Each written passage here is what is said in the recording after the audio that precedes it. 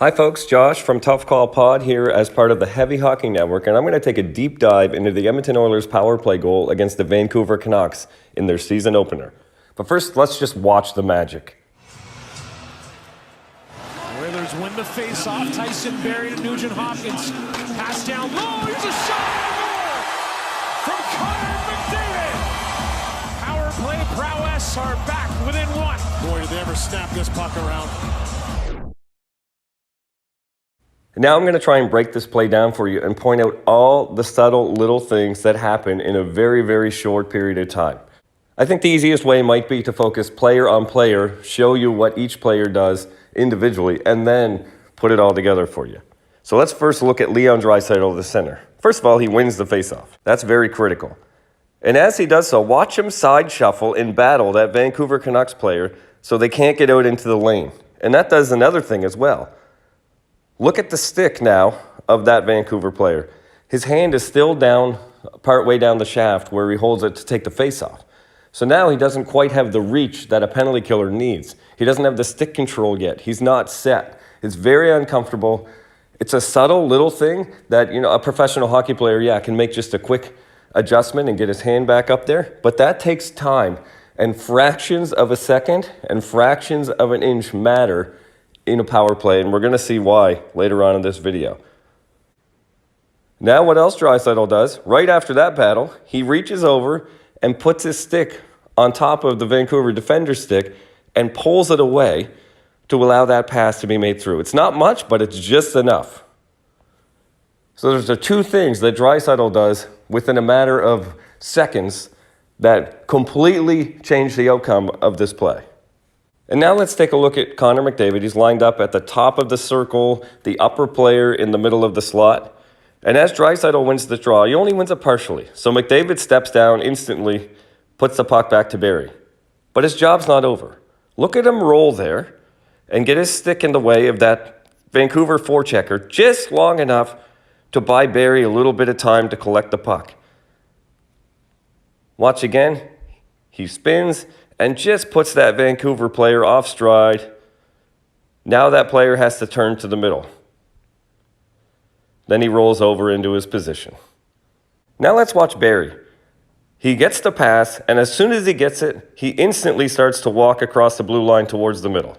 And that's absolutely critical for any defender to do because it forces that upper forechecker to go towards the middle.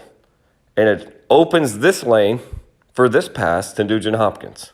If he stands still on the boards here and doesn't move before he makes that pass, Nugent-Hopkins doesn't have any time when he gets it. But he creates that extra few feet to slide that pass over to Nugent-Hopkins. And as for Nugent-Hopkins, when he receives this pass, he also takes a stride towards the middle. He doesn't just stay on the boards. He brings that puck just a couple of feet off the boards, and look at his head. It's always looking to the middle. He does not look down low at Hyman until just before he makes the pass. His toes are pointed to the middle. His stick is more in front of them than to the side, which is where he pulls the stick. As soon as he makes the pass right here, he pulls it to the side and changes the angle. But the entire time before that, his stick is leaned out to the middle. Why is that? Because look at all of those Vancouver Canucks players' sticks. The defender at the bottom, who's supposed to be trying to block that pass to Hyman, has no choice but to keep his stick in the middle and block any pass to Draisaitl or try and block a play to McDavid.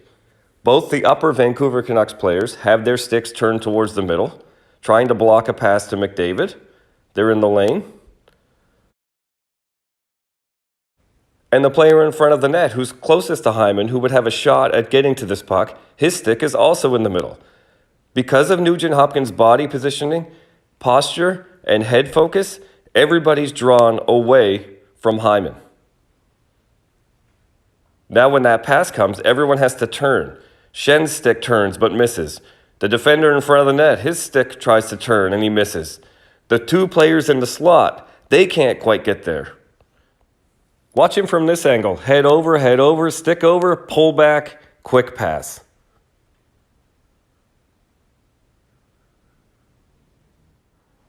All that valuable time and space is created by this one subtle stride to the middle and the head positioning and stick positioning of Nugent-Hopkins. The super fun part of watching these games with the mentality of a coach, like I usually do, is to see how all these puzzle pieces fit together simultaneously. Watch them work here. You have the Draisaitl face-off win, the McDavid puck scoop, the Draisaitl pick, the McDavid pick and roll, the Barrie walk to the middle, the Draisaitl stick lift while the Nugent-Hopkins step is going on, the pass down, over, goal. I mean, it happens so fast. What are you going to do as a Vancouver Canucks player? There's absolutely nothing you could have done with that. It looks like just a bing, bang, boom play, what just happened, but it's by complete design. Nice